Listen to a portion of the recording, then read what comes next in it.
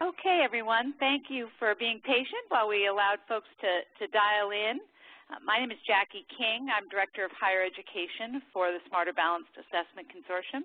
And I'm here today with my colleague, Magda Chia, who is our Director of Support for Underrepresented Students, and Amy Allers from WestEd, who is our czarina of webinars, who keeps us on track with these webinars that we do. One quick bit of housekeeping before we get going.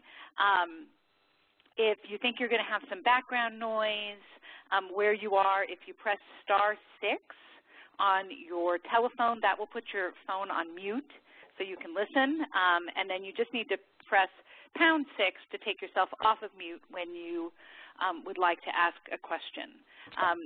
So you can, please feel free, we're not a big group, please feel free to ask questions as we go. You can also use the little chat box on the right-hand side to address questions to me, to Amy, or to Magda as we move through this webinar. I want to really thank you for taking some time to join us today. This is an important set of issues that we really want to get some higher education faculty's feedback on.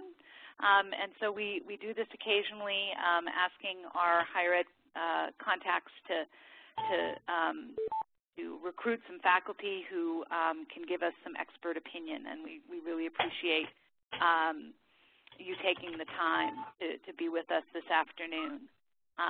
I'm going to walk through just a very small number of slides just to get you a little bit oriented to the Smarter Balanced Assessment Consortium if you're somewhat new to us. And then Magda, we'll spend the bulk of the time with Magda really talking through the work that we're doing around making sure that this assessment is an accurate indicator of students' knowledge of the Common Core, in particular with this case with regard to students who are English language learners. So with that, Amy, if you'll move us to the next slide. Okay, we can keep going. There we go. Okay, so this is just a little bit of background on Smarter Balance. These are the 24 states that are in the consortium. The states in green are governing states. They are the states that govern the consortium. We are a state-led organization. The states vote on virtually every policy decision that we make. And each state is represented by a K-12 lead, because of course these are assessments that will be administered in K-12 schools, and by a higher education lead. And the reason that higher education is so deeply involved in the consortium is because we will ultimately be asking colleges and universities to recognize students' test scores in the 11th grade, recognize an agreed upon score level as evidence that students can be exempted from developmental education, that they have done well enough in terms of mastery of the Common Core by the end of the 11th grade that we can say to them that they are ready for credit-bearing coursework. The policy that we're putting together will have requirements of things they need to do in 12th grade to retain their exemption. We're not suggesting that students take the 12th grade off from either English or math. But if they meet the requirements that their state set for them in terms of 12th grade, their test scores at the end of 11th grade could qualify them to proceed directly into credit-bearing courses. So that's some important background. The consortium came together to apply for a grant from the federal government as part of the Race to the Top competition to build assessments linked to the Common Core standards. And you can see there that Washington State is the fiscal agent for that grant. So that's where the money comes from to fund our work, along with some funding from foundations. But the bulk of our support comes from the federal Race to the Top assessment program. And if we go on to the next slide, this is the design of the assessment system that we are building for K-12 schools. You can see that on the left-hand side, the blue shape shows that says that the Common Core State Standards specify K-12 expectations for college and career readiness. And the goal on the right-hand side is that all students leave high school, college, and career ready. A lot, obviously, a huge amount has to go on in between those two statements. One piece that we feel is important is that teachers and schools have good, solid information and formative assessment tools that they need to improve teaching and learning. So Smarter Balanced is building a three-part assessment system. The top of the triangle are the summative assessments. That's what we'll spend most of our time on, all of our time on today. Those are the end-of-year assessments that are used for state accountability purposes, and for 11th graders are used to make this determination, as I've mentioned, of whether these students may be exempted from developmental education when they get to college. I'll say a little bit more about the structure of those summative assessments for you in just a moment. There's also a set of interim assessments, and these are flexible. They are non-secure, unlike the summative assessments, which have to be secure since they're used for accountability. The interim assessments are open. They're flexible. They can be used at any point throughout the year. Essentially teachers and schools will have access to a high-quality item bank from which they can design assessments to see how students are doing with regard to particular standards or sets of standards. The interim assessment also can be used to do a full-scale sort of dress rehearsal of the summative assessment for schools that want to take sort of a mid-year temperature read. Or beginning of the year temperature read in terms of how their students would do on the end of year summative assessment at that point in the year. And then the last piece is formative assessment practices. We're building a digital library of resources that teachers will be able to use to help them do a better job of formative assessment in the classroom. We know that the teachers spend a very large amount of their time doing assessment in all kinds of different forms, but they receive very little training on how to do that. And so this will provide teachers with access to a juried pool of resources to help them do formative assessment in their classrooms and to learn more about how to use assessment data to appropriately to improve instruction. So that's the model that we're talking about. And if we go to the next slide, I'm going to say a little bit more about the summative assessment. I've mentioned the purpose. It's really a dual purpose. It's for accountability at the state, district, school, and in some states at the classroom or teacher level. And it's also to provide accurate information about individual students' achievement, growth over time, and in the 11th grade, readiness for college in English and math. The benefits of this, the reason why these states came together to build assessments, given that every state already has its own, is that by pooling resources and pooling expertise and taking advantage of the infusion of federal dollars, we're able to build an assessment system that is much more sophisticated and comprehensive than what most states could build on their own. The other big benefit, of course, is that this is going to be linked to the Common Core. So it's linked to a known high-quality set of content standards. And I think for higher ed, one of the primary benefits is that it's going to provide high schools with an early warning for students who are not yet college ready so that colleges and schools can collaborate to do a much better job of helping students deal with any developmental issues while they're still in high school and before they get to college. There are some limitations. These summative assessments are not diagnostic in nature. The interim and formative assessments fill that role, but the summative assessments at the end of the term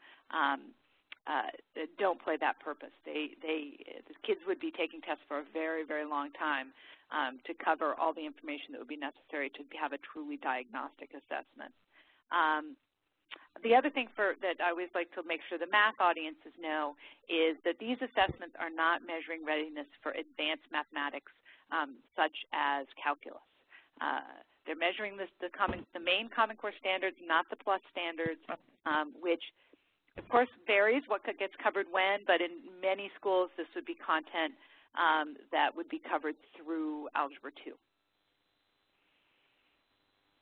And we can go to the next slide, I think. So a little bit more about the summative assessment, just to help you get oriented to this discussion this afternoon. It's got two parts to it. There is a computer adaptive test. These will be administered on computer, and they will pull items to assess the full range of the Common Core in English Language Arts and Mathematics for students in grades 3 through 8 and 11. We are developing also a secure interim bank, which is a flexible bank of secure items that could be used to create end-of-course assessments for grades 9 and 10, because there are a fair number of schools that want to do that, or to develop an assessment that's used at the end of grade 12 as well. These tests will be a little different than most of the No Child Left Behind tests that exist now, in that they won't just measure student achievement as sort of a static number. They'll measure growth over time. These assessments across the grades will be on an integrated scale, so that schools can measure the growth that students have had year over year. And you can see that they're going to include a variety of question types. This will not just be multiple choice. There'll be some selected response, the traditional selected response, but also a lot of short constructed response and extended construction response and technology-enhanced items as well. I'd encourage you, if you haven't checked out on our website, we have a set of sample items that gives you a flavor. I mean, there are probably about 50, 60 items there, which isn't that many yet across English and math, but it'll give you a flavor of what these kinds of items, different item types will look like, and even some of the ways that we're trying to use our old friend selected response in new ways. The computer adaptive technology also will give us a much more precise measurement in a more efficient way, especially for students at the two tails of the distribution.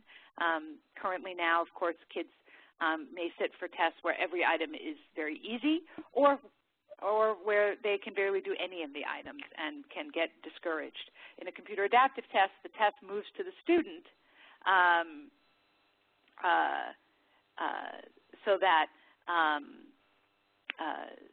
that students at the full kind of array of performance levels are accurately assessed. A question came over over chat. Are these tests intended to replace the current, this was NECAP and MAP, each state has a different acronym, but these will replace the tests that states currently use now for NCLB accountability, beginning in 2014-15 academic year. So in addition to the computer adaptive portion, both the math and English exams in every grade will include performance tasks, which you're probably familiar with performance tasks if you've seen the CLA, pretty familiar to folks in higher ed. These will be extended projects that will demonstrate real-world writing and analytical skills. I should note that the math test will actually require a fair amount of writing, because one of the areas that we're assessing is communicating reasoning. It's a very key element of the Common Core in math. So there will be, in addition to more traditional selected response and short constructed response items in mathematics, there'll also be some extended constructed response where students need to explain their reasoning or critique the reasoning of others. And you can see there the details about the performance tasks. Let me stop there, and well, actually, let me make one additional slide of details, and then we'll stop and pause for questions. So this last slide is just to give you a sense of where we are in terms of the timeline. We are piloting about 5,000 items and tasks right now in schools. We started on February 20th. Ultimately, this spring, we'll have about 750,000 students in our scientific sample at over between 4,000 and 5,000 schools. We also will have schools that are volunteering to participate that aren't part of the scientific sample that we need for our psychometric research, and that will bring in an additional several thousand schools. So a lot of kids are experiencing an early version of the Smarter Balanced Assessment right now as we speak. We are then going to be embarking on the enormous task of building an additional 35,000 items and tasks that will be field tested next year, a year from now. That field test will encompass 50 to 60% of the students in the consortium. And then the assessment system will become operational in the 14-15 academic year. And you can see there the 40,000 test items, about 10 million students across our 21 governing states. So the scale here is pretty incredible any way you look at it. Just to note, somebody asked if we can get these slides. Absolutely, we are recording this webinar. So what we will do is we will post the recording so people can have both the slides and the audio. With that, I want to pause and see if there are questions before we dive into the translation issue. I've really given you a very high-level overview in a very short amount of time, so please fire away with any questions you might have.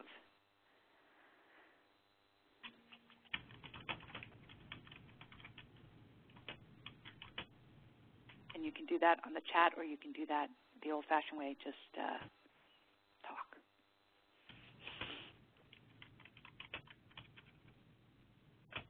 Nothing? I have a question. Good. Please. If a student is successful in 11th grade, will he or she have to take a math course in 12th grade? So we're getting ready in a couple of weeks to have a state vote on our college, what we're calling our college content readiness policy. Right. And one element of that is that states can institute a requirement about students' course taking in grade 12. Okay. And the only question, I think, really is that something that we leave at state discretion, or does the states want to see it across the board for the whole consortium? But yes, basically what we would say, that what the policy suggests is that students would earn the exemption, but then to retain it, they would have to take courses in 12th grade. That's at our highest level of achievement. Right now we have a 4-level achievement scale. Students at the next level down would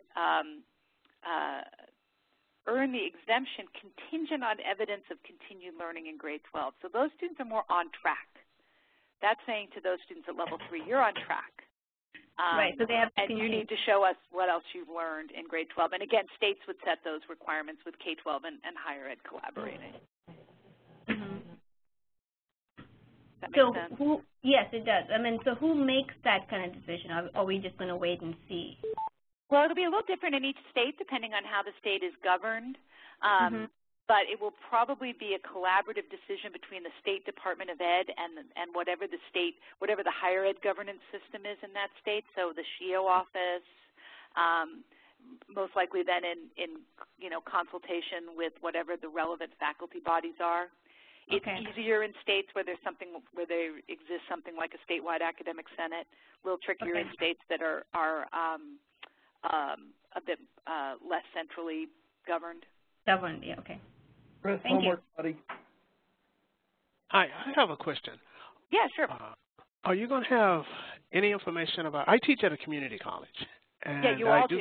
That's this group. Yes, and what I've heard is basically about students that's not taking math in the 12th grade. We discuss about what they do when they get to the community college and take developmental math. Well, so if the student, if a college agrees to participate, and each college would agree to participate, or if it's governed in a system, it might be a college or university system that would reach this agreement. But if the college is participating and the student has met the agreed upon standard and satisfied whatever the 12th grade requirements are, then the college is agreeing that yes, this student can proceed into a credit-bearing course. And the college may choose to implement a placement test or look at grades or whatever process they want to use to determine which credit-bearing course that might be. If a student doesn't meet the standard, then the college would still be, determining their placement into developmental education, and they could consider the Smarter Balanced scores as they do that. They may also choose to implement whatever kind of placement testing that they want to do. So that's all at the discretion of the colleges. Okay, thank you. They don't want them to look at it. Sure. There's one score like that. A question came in over chat. Will individual colleges have to agree to consider the results of the summative exams as binding? And the answer to that is yes. The only caveat I would put on that is when colleges are part of a college or university system, that decision then might be made at the system level. And that would just be a function of whatever the governance system is in that particular state. Yeah. What I understand. Other questions? I'll just refer folks, we'll have a slide up at the end with our website, but I would just note for folks that if you want to sort of take a little bit of a dive into what the assessments are going to look like, there are the sample items up there. There are also on our website our test blueprint, as well as our content specifications, which get into a lot more detail in terms of how we will be taking the Common Core standards and sort of translating those into an assessment. So those documents are all posted on the Smarter Balance website and available for anybody who wants to take a look at them. Amy, can I ask a question? Sure. If a student doesn't meet expectations in junior year, do they have any chance to retake it in 12th to show, like let's say they had to repeat Algebra 2 and then they wanted to show that they did meet the expectations, could they do that? So it's going to be a state-level decision because it'll be additional cost to the state. We're sort of going to be polling our states about how many of them want to do that to determine what the load would be on our item bank. Honestly, if Vermont wanted to do it, that's a lot less. That's a lot fewer items than if California wants to do it. Yeah. But it is a possibility. Yeah. Okay. Thank you.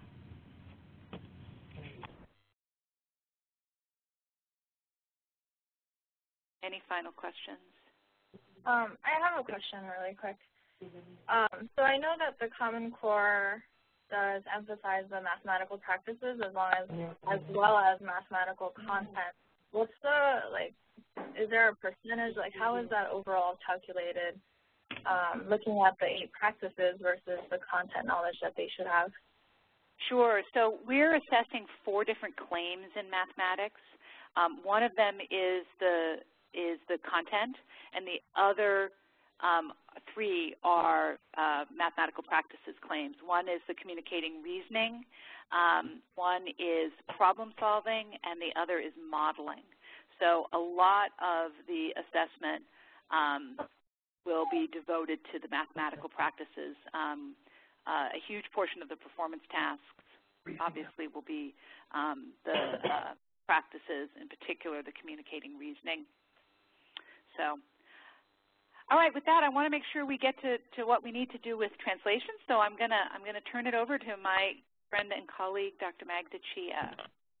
Oh, thanks, Jackie. Okay, so Amy, do you have the translation slides? Yep. Up, is that right? I do. Okay. Okay, great.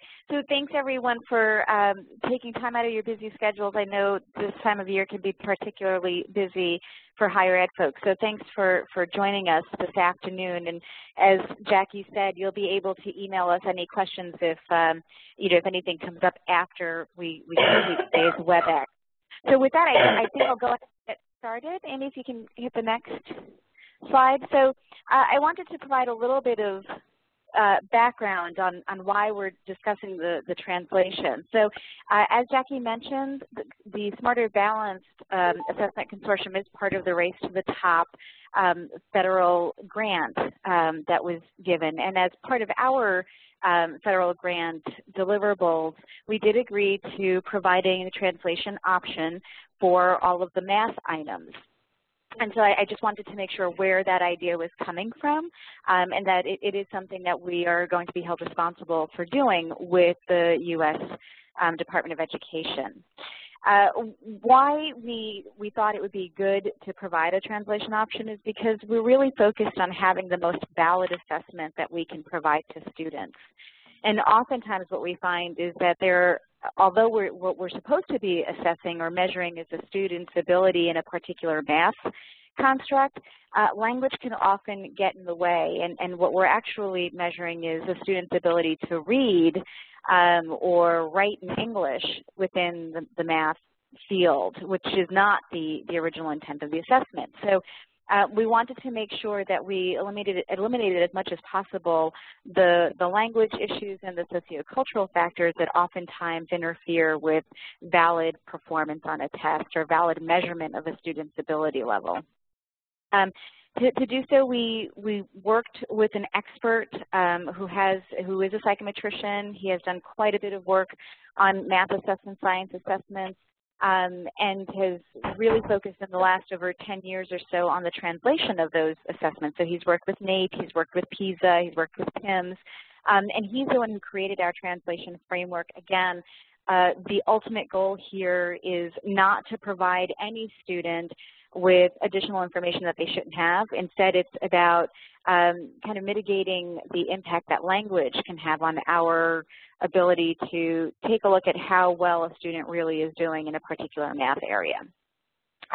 For pilot, which started about a week and a half ago or so, we decided to test out 2 different types of translation options. We'll talk a little bit more about those, and hopefully we'll hear your thoughts on those options, and we'll be able to provide some information from our pilot on what happened with those options.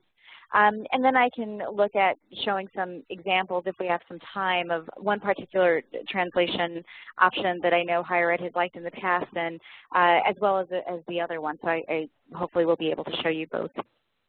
Next slide, please, Amy. Thank you. Oh, okay. So what you can see is that we use this diagram. I'm not sure what you're seeing on the screen, but on the left-hand side is often what we consider the linguistic features that are associated with standardized tests. Knowing that it's usually, these tests are oftentimes not built with language as something that people are focusing on when they're wording certain text or certain items. And the same thing with the sociocultural component, oftentimes that's not always taken into account.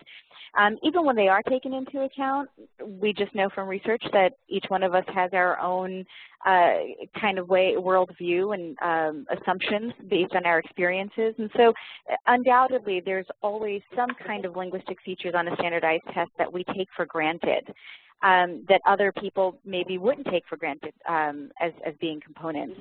On the right-hand side is the actual linguistic background that a student has. And in this case, we're talking specifically about English language learners, but really this could be said about any student. The dialect that a student speaks at home or even in the school may not be the same dialect that is used on the test. The student may not be proficient with certain terminology used in academic settings, where a test assumes that a student knows certain terms. An example of that could be how we use terms like most or most likely in everyday versus in an academic setting. So there's differences. What we would hope is that those 2 circles overlap completely, so that the linguistic features that a test has and the linguistic features that a student brings are exactly the same. Undoubtedly, that's just not the case. There's always some disconnect. And what we're trying to do with the translation options is to minimize the amount of the X and the amount of the Y that don't overlap. Because again, the point is to take a look at that middle piece and make that overlap as much as possible. So next slide, Amy. Okay. You know, just to emphasize here that oftentimes part of what goes on in a test is we're not only looking at a student's ability in math. We really are forcing a student sometimes out of their comfort zone with certain sociocultural competencies that we expect them to have. We see this repeatedly when people are talking about for example, certain types of fundraising activities for student council, you know, knowing that in many urban settings, rural areas, schools don't have student councils or school boards. you know, that's an easy example to come up with. And then there's a linguistic competency where, you know, again, we think, oh, students will just automatically know those terms or they'll be able to figure it out. And in actuality, we see research after research after research study that that's not the case. The student knows the math. Oftentimes, they're not sure about a certain term or certain context that we're providing for them. And because of that, they're not able to really show everything that they know about the math problem that's before them. Next slide, please, Amy. Thank you. So a little bit about the translation framework. The framework is available to the public. You can get it off of the Smarter Balanced website. You can just download it as a PDF. The person who wrote it is Dr. Solano Flores. Again, he has done quite a bit of work with assessment and large-scale assessment. Again, NAEP, PISA, TIMSS. He's done some work for a number of states, including California and Colorado, New York. So we thought he was really the best person to do this. The framework was then reviewed by a list of experts who are our ELL advisory committee members. That information is also available on the website. We have an internal Smarter Balanced work group that is staffed with folks from states who have extensive experience with issues around accessibility and accommodations with regard to testing. They also reviewed the framework. And then in the end, we also had a sociolinguist who has done quite a bit of work around assessments and education in her linguistics research, Dr. Lise Trumbull. She also reviewed it. The framework addresses the heterogeneity that you find within the ELL population, knowing that they come from so many different countries. Even when they come from, you know, a particular country, we notice that there are vast differences in their dialects, and that can impede even conversations between themselves. And then it also explains how there's also differences within each student as far as what we would consider to be proficient in English. A student may be more proficient in writing than they are in speaking. They may be more proficient in math in English than they are in ELA. So taking all of that into account when we create the translation options and when students are chosen to use any of the options that we provide by the teacher or someone else at the school level. And then it gave us quite a bit of information about the translation options as well. So Amy, if you can go on to the next slide. So here are the two translation options. You can see that the first column lists about 6 different translation accommodations that have been used throughout different states. The other columns, so 2, 3, 4, and 5, those really get at how valid are these measures, how fair is it to use these tools for the English language learner as well as the general population. Again, the idea here is not that we provide you know, a bias that's in favor to ELLs. It's more about let's just make sure that we're providing these ELLs with a test where we can actually measure their mathematics ability. And so you can see that there are 2 that scored fairly well that we felt comfortable moving forward with. The first one is highlighted for you, the side-by-side bilingual version of the test. We felt that this particular tool was safe. So if a student maybe didn't need we can use Spanish-English as an example for now. If a student didn't necessarily need the Spanish version of the item, it was okay because we were providing both the English and Spanish. The student could just very easily ignore the Spanish one and use the English. There was no safety, you know, issue there. Again, it was something where a student could decide on their own which version they wanted to read, whether it was the English one or the Spanish one.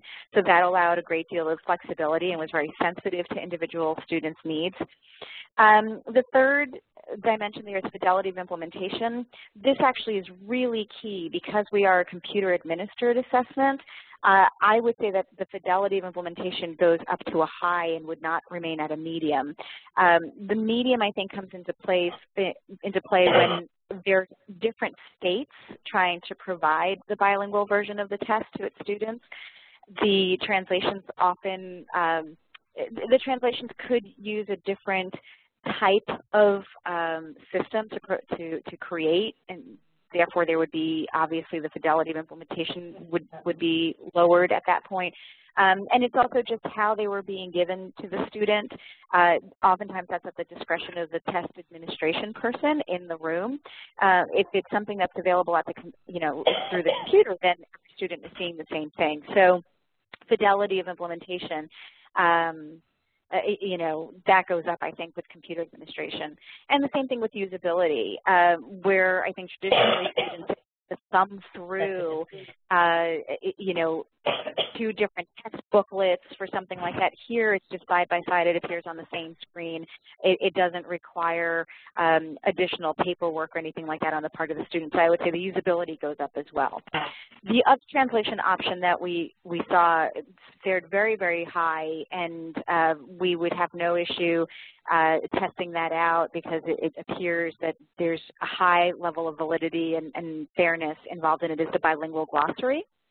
And so with that, it's interesting.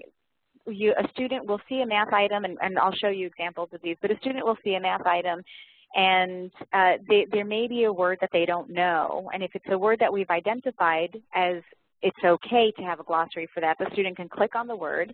A window will pop up.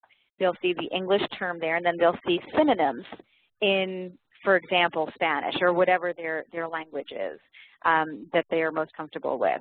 And it sounds easy, but it's a long process. We have mathematics context experts as well as experts in the Common Core standards who know exactly what it is that we are trying to measure. They go through these items first, item by item, identify what terms in that item are construct relevant. So these are terms that we are actually trying to test the student's knowledge of. Once they identify those terms, we know that we cannot provide any assistance for those terms. Those terms cannot be glossed. Then we have English language learner experts go through the same exact items. They identify the terms that they feel would be most challenging to English language learners.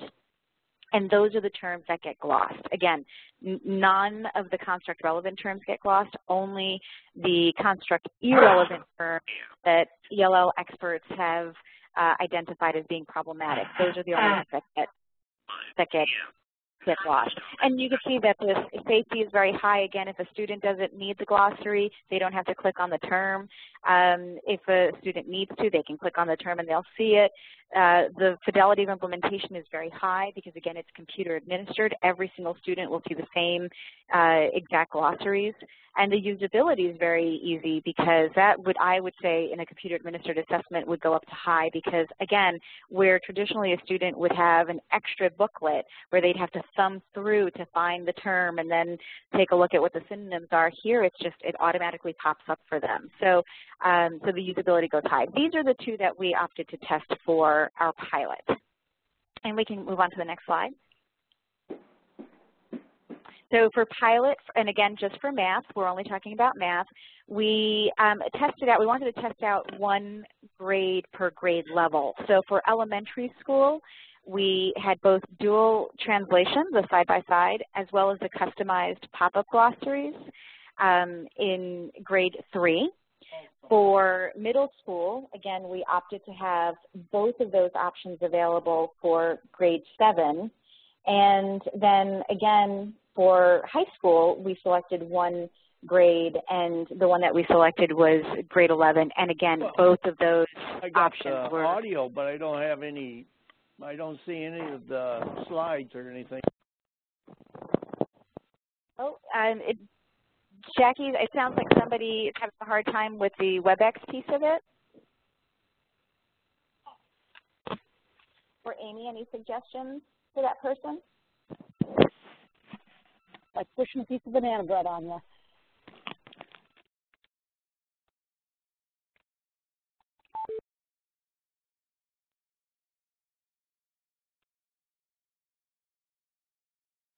Jackie or Amy, it appeared that somebody was having a hard time seeing the actual WebEx. I don't know if that's an individual person having an issue or if it just went down for everybody.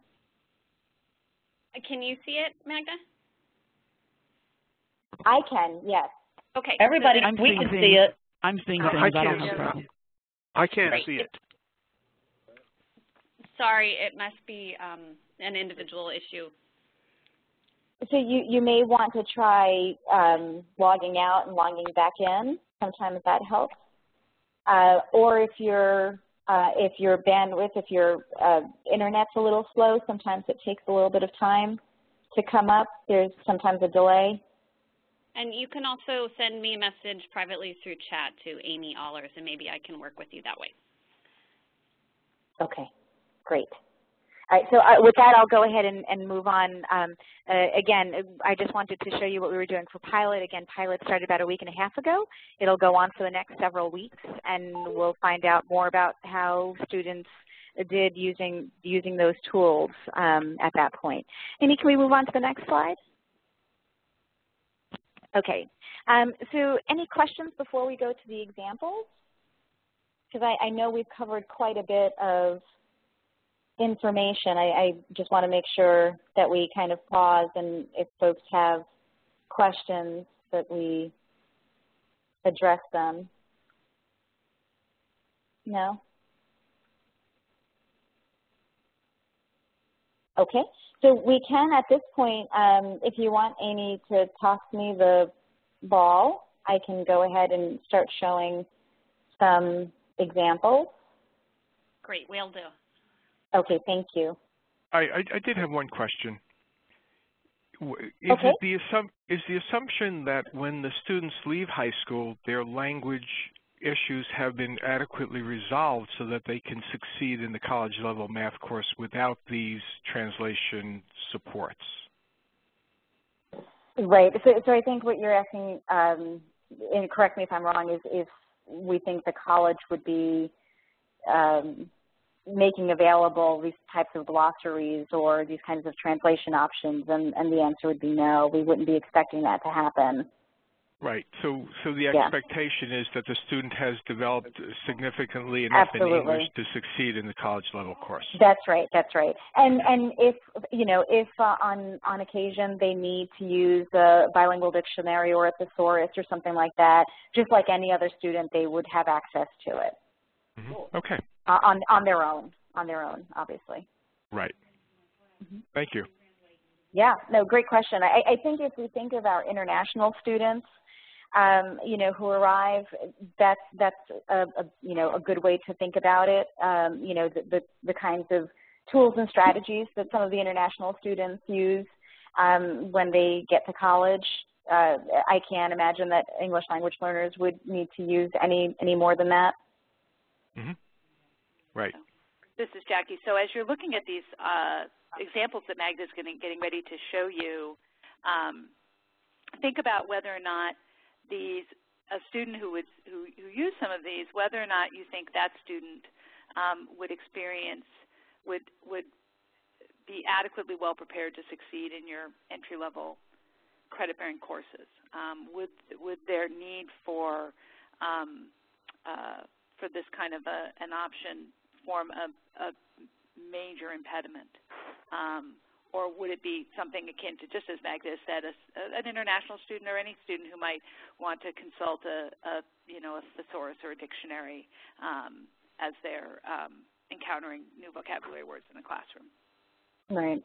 Yeah, I think we've tested this out, and actually what we found is pretty cool that students start to become a little bit more responsible for their learning and know that, oh, I need to use a dictionary and it becomes very second nature, or I need to use a thesaurus and it becomes very second nature. And I think that's one area where technology has helped us, is that it's at their fingertips literally, and so that's helped.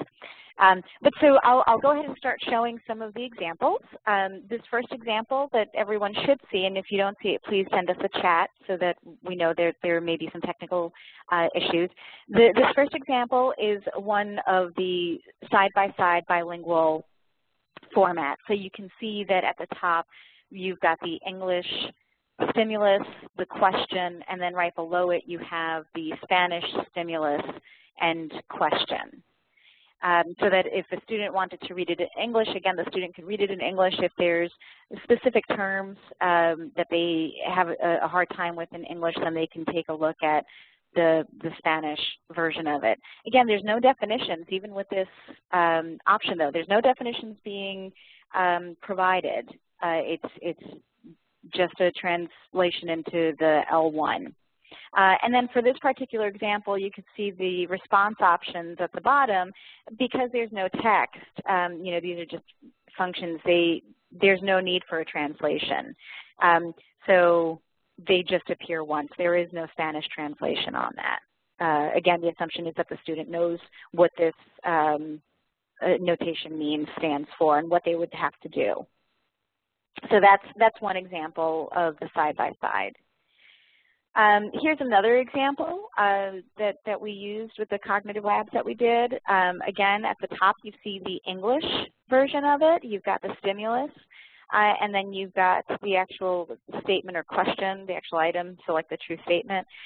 Again, right underneath you have the Spanish stimulus with the instructions. In this case, you can see that there's significant text associated with each of the response options. And so you'll see the English response option that comes up first, and then you have the Spanish translation right underneath. And you see that for each of the 4 translation options. The last example of the side-by-side I'll show you is the one that should be up on your screen now. Again, you have the English version, 2 rectangles are shown, and then the Spanish version right underneath. You have the graphic, you've got the key. Right below the key, you've got the key in Spanish, and then you have the actual question, the item itself. You have that in English, and then you have that in Spanish. Once again, you'll see that the 4 response options have quite a bit of text associated with them, and for that reason, you'll see the English one first, and then a Spanish translation right underneath. So this is a little bit more of what you would expect, I think, when you say translation option. I think this is more of what comes to mind. Some folks have shared that they thought it would only be in the L1 in their native language. We have it with both, and we can do that because math in general requires less text than, for example, in English language arts. With English language arts, to do this, it starts to become much more cumbersome for the student to navigate. But for math, we have found that it works really well. There isn't too much of an additional cognitive load on the student. So these are, again, the more I think, traditional versions. What I want to show you now are examples of the Popup. Yeah. Can I ask a question? Sure. Hey, well, it's just my first language is Spanish, and for example, as I'm looking at the question that says a company purchases new computer equipment, there is a word, computo. It's not really the right word for that. So are there people looking, I mean, it's sort of like, what would you call that? It's a straight translation, but it's not really the right word that would be normally used. Yeah, so that's actually, somebody looking at these, because for an English language, this would just cause more confusion. Yeah, no, so that's actually a really, really good question. These items that I'm showing you were used with our cognitive labs. Yep. So these were 100% research examples. You'll even see that some of the text is cumbersome even for a native English speaker. There's passive, there's certain use of prepositional phrases and pronouns that get, that can be very confusing. We did that intentionally to see students' reactions. This is not indicative of the translations that we would be using or that we use even for pilot. Just so you know, the framework lays out, and again, that's on our website. You can definitely take a look at it. Lays out a much more rigorous translation process than what is traditionally used. So, for example, we demanded that there be certified translators working on every single item, certified in English to Spanish. We had 2 independent translators, again, independently translate.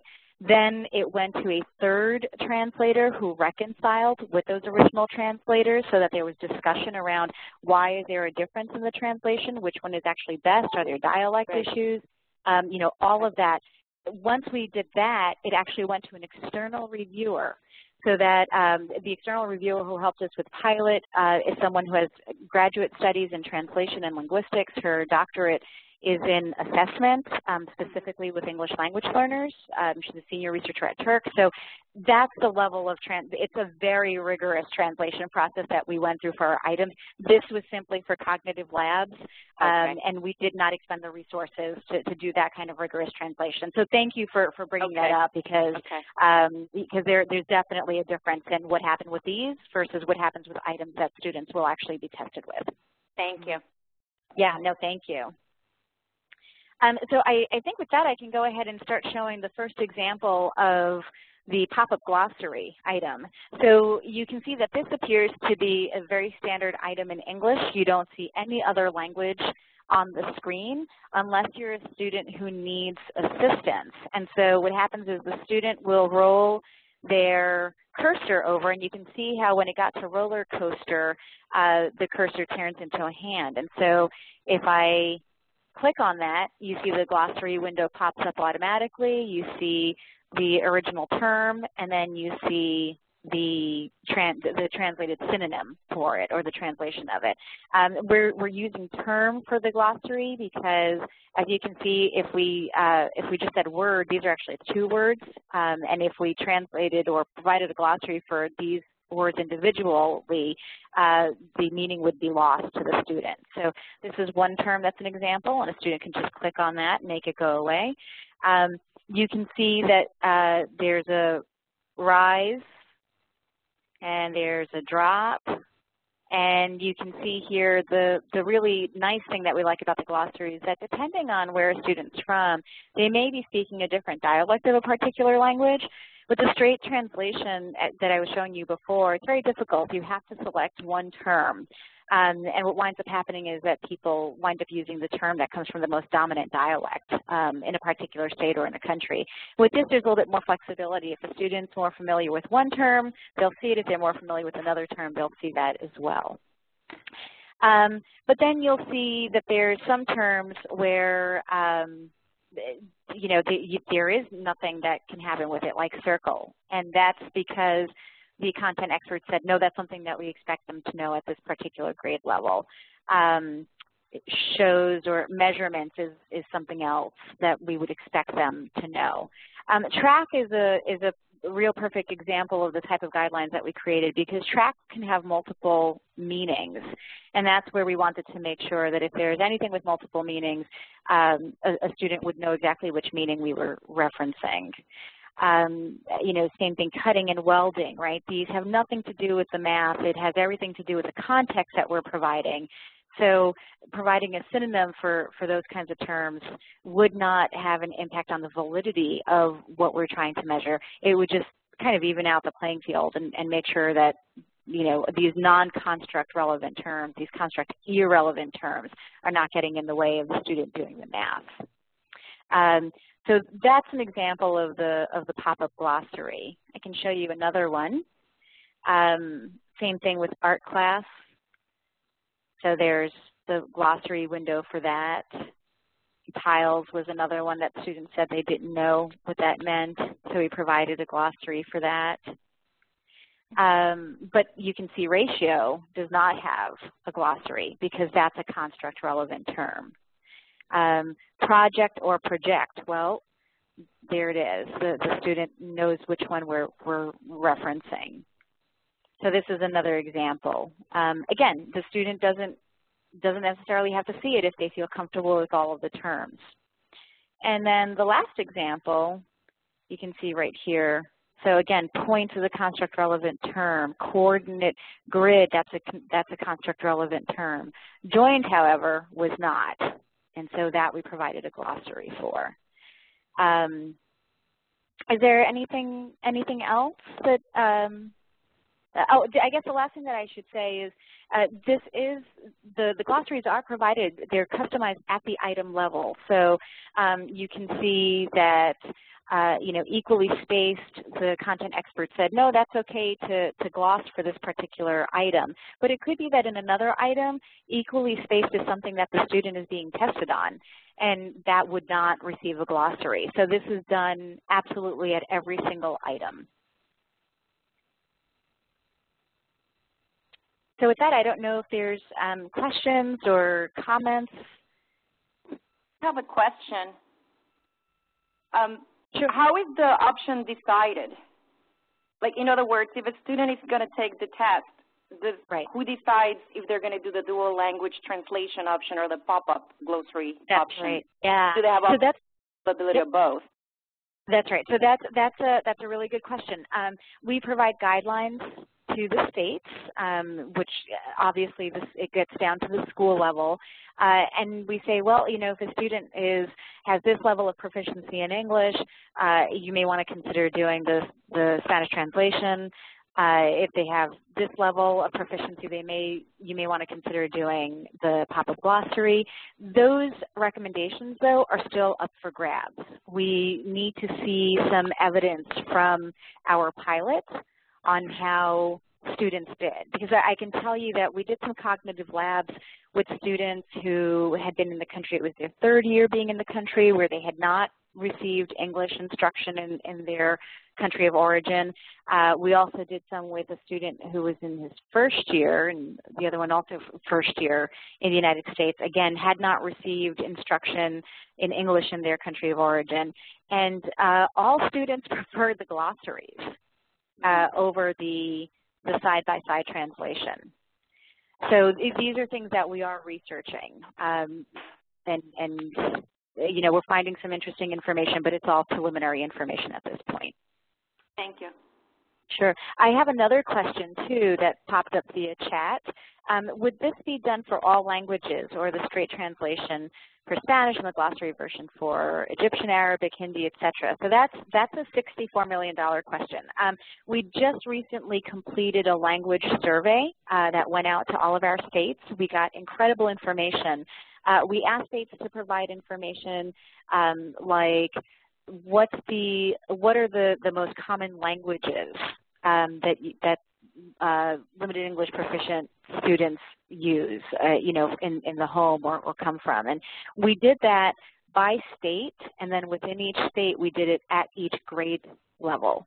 So for Montana, we have information on the top 5 languages that they see for their 3rd graders, the top 5 or 6 languages that we see in their 4th graders, 5th graders. So we have this information by state for every single grade level, 3 through 12. Actually, we have K through 12, but what we are most interested in is 3 through 12. We captured the K 1 and 2 just to see if there was any big shift in demographic information that was coming down the pipe. We didn't see any. Another key piece of information that we had states provide was what accommodations do you provide right now for language? You know, some states provide translation in all content areas. Some states provide full translation. Some states only provide glossaries. So we have that information. And then another key piece of information was about newcomers. So how many newcomers, and we used all federal definitions for the survey. Newcomers would be defined as students who've been receiving education in a school within the United States within 12 months or less. So again, we have that information by state, by grade. So again, we have that for 3rd grade, 4th grade, 5th grade, 6th grade, and then we have the languages associated with those newcomers, again, by grade. Our idea is now to take that information, sit with our ELL advisory committee members, come up with a rubric that we can use to make these kinds of decisions as to which languages we begin with first, and then bring it to the states. As Jackie mentioned in her opening remarks, this is absolutely a state-led consortium, and so the states ultimately have to vote on policy and agree to it. So that's where we are now. You know, it may seem like, well, you know, the federal government grant, we said that we would provide at least 5 languages of translation. We had identified at the time of writing the grant that Spanish would be one, just based on sheer volume, numbers of students. So Spanish is one. American Sign Language was another one, and so that leaves us with 3 other languages. One of the things that our translation framework discusses is, you know, you have to take a look at the feasibility of actually translating into a language. So I say that because, for example, one language that has come up repeatedly is Hmong. And so it gets very, very tricky with Hmong if there's no established written language. You know, how do you translate then into that? So these are all questions that we'll be tackling over the next few weeks. So I think that was a very long-winded response to that last question. No, it was a great response, Magda. So I wanted to go back to the question somebody asked about, well, how are states going to decide this? And that's really part of why we wanted to get the feedback from higher education faculty, because one of the factors that states will want to take into account is how would these options be regarded by colleges and universities with regard to students' readiness for credit-bearing courses.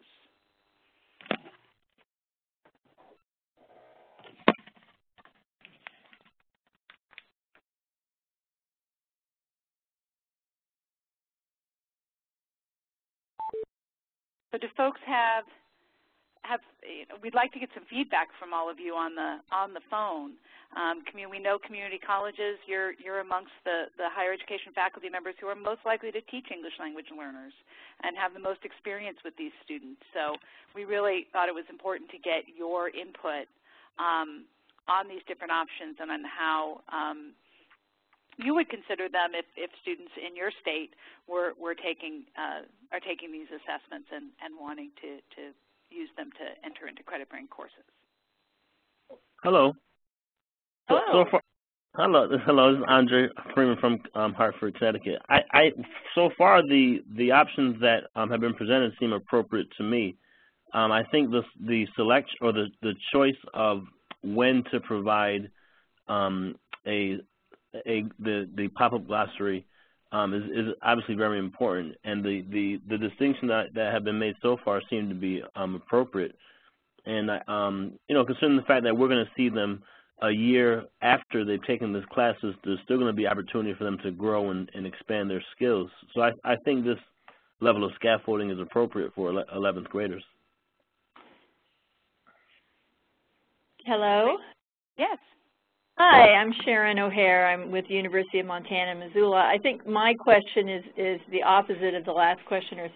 In the state of Montana, students are not required to take math as a senior in high school. And so what my concern is with a grade 11 testing and a student who doesn't take math as a senior, what kind of erosion of math skills might we see, which would then mean their grade 11, the college readiness they have in grade 11 doesn't quite match up with the college readiness for grade 12. Well, and that's really why we instituted the option that states have to require students to take to satisfactorily complete a math or English course in grade 12 to retain their exemption. Okay. Yeah, and we'll see, states may, we're going to talk about this in a couple of weeks, and states may say, no, we should do this across the whole consortium. Other states, if you've already got a requirement for graduation of 4 years of math, some states may not think it's necessary in their state, and it's just, another kind of, it's more bureaucracy for them. So we left it right now at the state's option, and we'll see what the states ultimately decide to do about that. That's good to know. Thank you.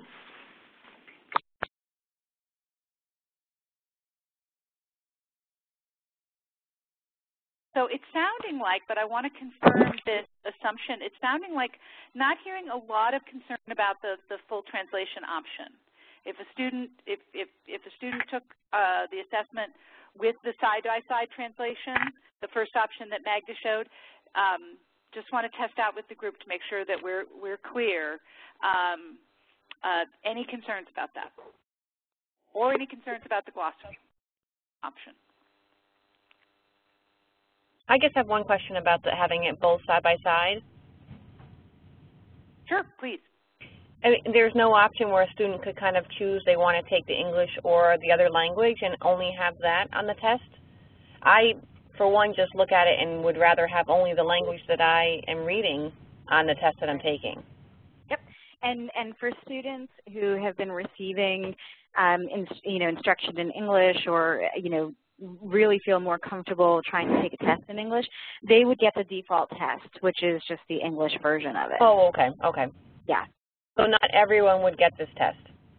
No, the person, so a student, again, this is at the school level, district level, kind of state level decision-making process, but what we would say is a student, parents, and someone at the school who's familiar with the student's English proficiency level and, content abilities would sit down and make decisions. Okay, that makes much more sense. Thank you. Sure. So one thing, I think, Magda, can you say a little bit about what we can and cannot do with regard to flagging student test scores for these kinds of different alternatives? Excuse me? Excuse me? Flagging? Yes. Jackie, you mean kind of like if a transcript would include that kind of information? Yeah, if a score report would include the information. Right, and so that's something that typically is not done in many states. I don't see us doing that. Yeah. Flagging a student's record or transcript with this kind of a tool that was used. Gotcha. Just wanted to be clear about that. I think there's a number of issues with that, including some legal issues. I have unrelated questions. I think we've had a couple questions come in. Please go ahead. Yeah, I'm just wondering, do people see this as encouraging high school seniors to take an extra math or encouraging high school seniors not to take an extra math? And then my second question is about the tests themselves. I'm wondering, it seems like doing the side-by-side translations is a lot more time-consuming and work for the people preparing the test. So does it make more sense to only do the glossary so it's kind of consistent across languages? So you don't have someone who's the only person who speaks that language being told, oh, well, we're just going to do the glossary for you because we're not going to put that investment into a single test. So the second question, we want to meet the needs of as many students as possible. One of the things that we're really focused on is making the test as valid and as accessible as possible to the greatest number of students. We have set aside some funds for translation options. So I think we'll definitely take a look again at the information that we got from the translation survey. What are the options that students are currently receiving? We want to do as much as possible. So I think that helps with the second one. We are aware of the resources that we have. The full translation does take a little bit more time than the glossaries. It's a little bit more expensive, but if we see that there's a certain contingency of our students who need it at least in a particular language, then that's what the consortium will have to decide. The first question, though, Jackie, I think, was that a little bit more towards you about encouraging students to take or not take Sure. So, a 12th grade the hope is exam. certainly that it will encourage it because it will make a more explicit connection between what students do in high school and what they can expect when they get to college. So if students understand that if they meet the requirements of this policy, both in terms of their test score but also in terms of any requirements for grade 12 course taking, that they would know that they don't have to take a remedial course and that they can count on the fact that they would be able to go straight into credit-bearing courses, that would be a motivating factor for the students and to help them understand. I mean, right now we see that a lot of students have no idea that they could be placed into remedial courses. It's sort of something that they hadn't even thought about, and then all of a sudden they get to college and they are surprised to learn that they have to pay for courses that don't count towards their degree, and that they're going to use their student aid eligibility to take those courses. So hopefully this will provide an educational function for students, increase their motivation both to do well on the assessments and to give the assessments their best shot, but also to understand that there's a clear linkage between the work that they do in high school and the kinds of outcomes that they can expect in college. May I comment as well? Please. Yes, I'm Deborah Berry, and we in Nevada did a small pilot on college readiness in English in a few high schools, and we had about 80 kids take the test right at the end of their junior years. And we have a big problem in Nevada with people who kind of gloss the senior year and take the easiest classes possible because they think, well, I just had a hard year, I've earned it, I'm there, I've arrived.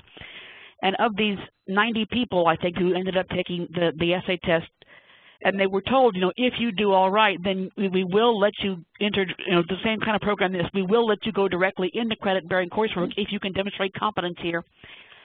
And of the 90, I think 11 did, which I think was a huge shock to these juniors who thought, I'm a junior, I've mastered the world. So I think for them it was a real wake-up call that they hadn't arrived, they were not anywhere near ready for college, and you got to take a hard senior class, or you're going to be in a world of hurt. Yeah, that's really interesting. That's a really great story. We know that that this is going to be the hardest for the students who have not been instructed in the Common Core all the way through their educational lives. They're going to be, they will be playing catch-up for a while, and we have every expectation that in most states, the percentage of students who score at the sort of meeting standard level, for lack of a better word, the proficient level, at least in the early years on these assessments, that those numbers are going to be a lot lower than what states have traditionally experienced with their end-of-year accountability testing. I have one more quick question and comment about the AELL settings. One question is are the side-by-side translation, is that consistent with the materials that students are learning from when they are ELL students in high school? That's question one. And then I guess the second question would be, wouldn't it be simpler just to provide them the Spanish translation rather than providing them both?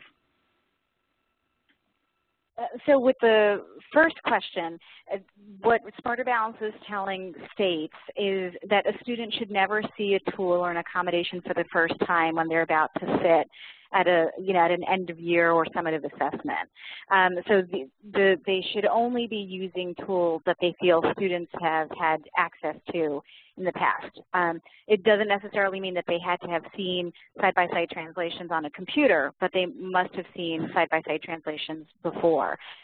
Smarter Balance is, back when Jackie first started off the meeting, she mentioned that we were also working on formative assessments and interim assessments. So a lot of the information that we're providing with the formative assessments would include materials that teachers can use in the classroom that have these types of final accommodations that we decide. So even just from the Smarter Balance library, they would have access to these to this kind of formatting already. And for the side-by-side, we actually found that so far research shows that it's a little bit better for the students to have the side-by-side because there are some students who are transitioning into full English instruction. They may not know the construct words in Spanish. So those very words that we were told don't gloss, because they're construct relevant and that's what we're testing, oftentimes students do not have trouble with those words because those words they're actually seeing in the textbooks and they're seeing in the classrooms. It's some of the other stuff, some of the pronouns, some of the prepositional phrases, some of these ambiguous terms, multiple meaning terms, that's what students tend to have a harder time with. So if we only provided it in Spanish, students, there's a good chance that the student wouldn't know the term in their native language because they get the instruction in English. Can I add something to that? I fully agree with what you're saying because a lot of times when you teach bilingual education, you're actually teaching the students on both. And a lot of times, even though everybody's at different levels of their language acquisition, they get accustomed to looking at both and what is the content specific called the connection in both languages in the context of mathematics. So after hearing you say that there is going to be, I guess there's a decision later on as to which option is offered, to me, offering both, even though it looks a little confusing to have both in the same screen. At least it gives more options. Possibly if a student, let's say they don't get necessarily labeled or tested correctly, if you will, as far as where they are in the language acquisition, then you have them both. And then you don't have to run into the issue of saying, oh, I think the student was more proficient or less proficient, and they may have been given the wrong option. So I actually like the idea of having both because each state is different. State of Connecticut has had bilingual education since 2010. California just does 1 year of English instruction, so it's just very broad across the nation. That's just my personal opinion. Thank you. That makes a lot of sense. The question came over chat that asked, do I understand correctly that the summative exam given at the end of the 11th grade will include topics through what would be a typical Algebra 2 course? It's hard because, you know, what's typical? But if you look at the Common Core State Standards, and then Appendix A of the standards includes an attempt to sort of map the standards to both a traditional and an integrated math curriculum. There's some exceptions to this, but most of the standards, until you get to those plus standards, which are designed for students who want to be able to take more advanced mathematics like calculus in their first year of college, most of those standards map up to Algebra 2. But, you know, we know that Algebra 2 in one school versus Algebra 2 in another school can be very different things. And one of the things that a big element of what K-12 schools are having to do to implement the standards is to look at their curriculum and look at where they're introducing which content. In particular in high school, because the high school math standards don't say teach this in this year. They say this is what you need to know in high school, and there's different ways you can structure that, depending on whether you use an integrated math curriculum or a traditional curriculum. So while they provide some guidance in that appendix, they don't prescribe the way they do in the elementary grades that particular topics must be taught in particular grades. So again, a long-winded answer to a short question. The other piece I would just note about this is that also then there's an onus on higher ed to say, well, what's in our introductory courses and how well do our introductory credit-bearing courses align? Is there material that we're covering again that maybe, you know, we won't feel that we have to cover again quite so much, or are there things that, is there material that's falling through the gaps that we assumed was covered in high school that actually, you know, the kids won't have seen it before? So there's kind of, the standards really place an onus on both K-12 and higher ed to look at their syllabi. Question was, will only the students who have completed Algebra 2 by the end of the 11th grade be taking the summative assessment? No. It will give a total picture nationwide for the students at the end of 11th grade.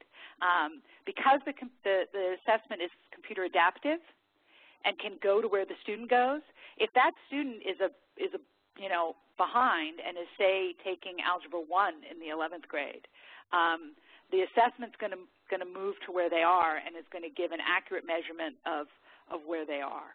And we'll be able to say, one of the things that will be most useful, I think, to those of us in higher ed and in K-12 is that it'll be able to give a good indication of what that student needs to do, how far away they are from that college readiness standard, so that efforts could be made to help them get to where they need to go by the end of high school.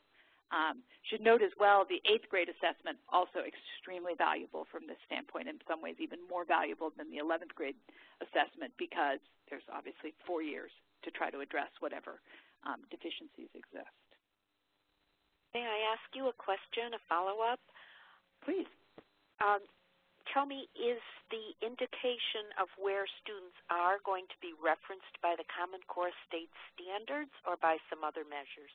By the standards. Okay, great. Students will have claim scores. Help me, Magda, if I get one of the names wrong. So concepts and procedures, communicating reasoning, a combined problem solving and modeling and data analysis. What we found looking at the standards is you see a lot more problem solving in the early grades, and it transitions to more modeling and data analysis in the later grades. So those two are combined. So they'll have claim scores in those 3 areas in addition to an overall mathematics score. Thank you. Now the summative assessment is not diagnostic, so it can't drill down, but the interim tool can be used to drill down with students. So you can construct an assessment that, say, just looks at a particular standard or cluster of standards. If you want to understand, where are students, where are they missing things within a particular area. But to get to that rich level of detail at an end-of-year summative, the kids would be testing for, days and days and days. So it's not practical when you have to cover the full breadth.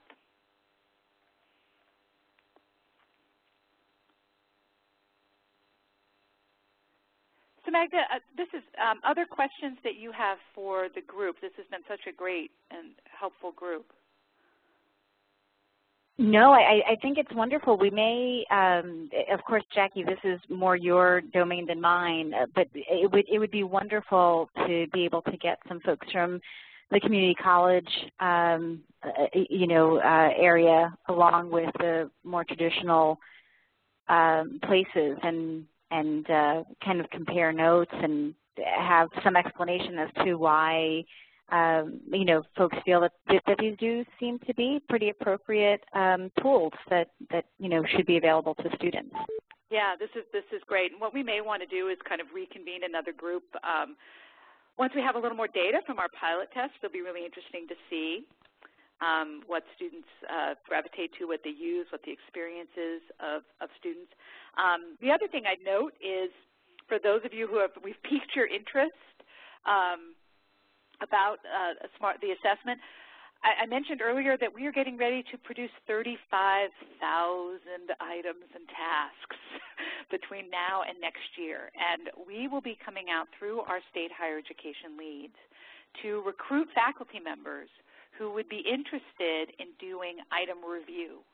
We wouldn't be asking you to actually generate items, but we need a lot of expert eyeballs on these items and item prototypes to make sure that they're functioning correctly. I don't have all the details on the time commitment that we're asking, and also the remuneration that we're going to be able to offer. I'm sure it won't be enough. But I will have that soon, and we'll be going out through the higher education leads. So if that sounds like something that might be of interest to you, it will be a time commitment, because you've really got to dig in and understand our content standards and be trained. And so once we've made that investment in the training, we don't want somebody to look at 10 items and say, well, gosh, that was interesting. We need a fairly significant time commitment, but we'll get those details out to the higher ed leads in the next couple of weeks.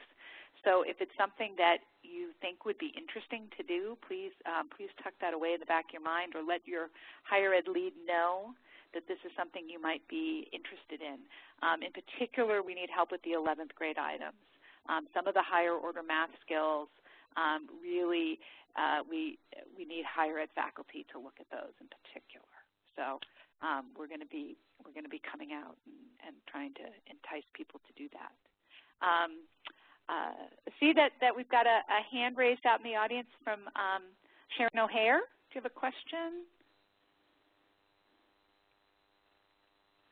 Actually, no, I already answered my question. You already answered my question, so I'll lower my hand. Oh, okay. All right. I might just have noticed the note from Amy. Okay, thanks. Other questions from folks? Or any concerns, anything you say, gosh, I'm worried these people are going to cause a problem?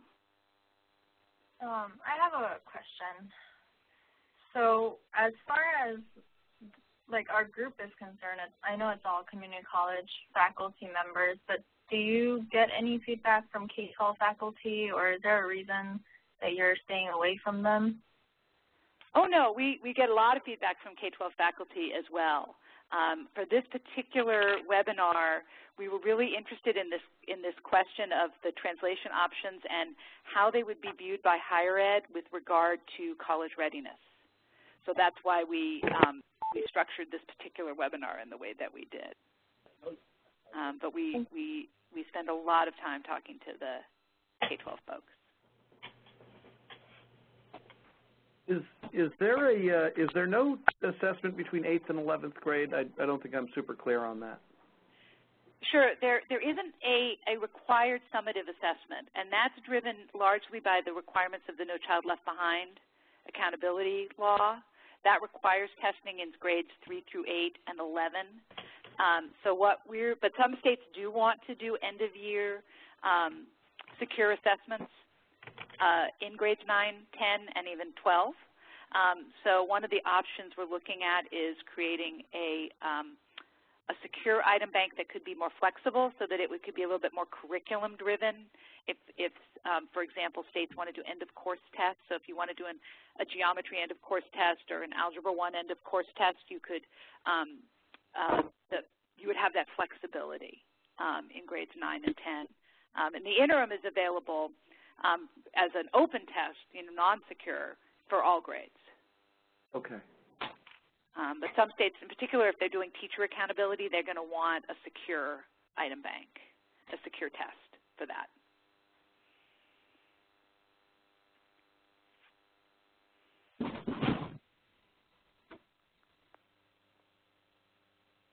All right. This has been really a very, very helpful conversation for us.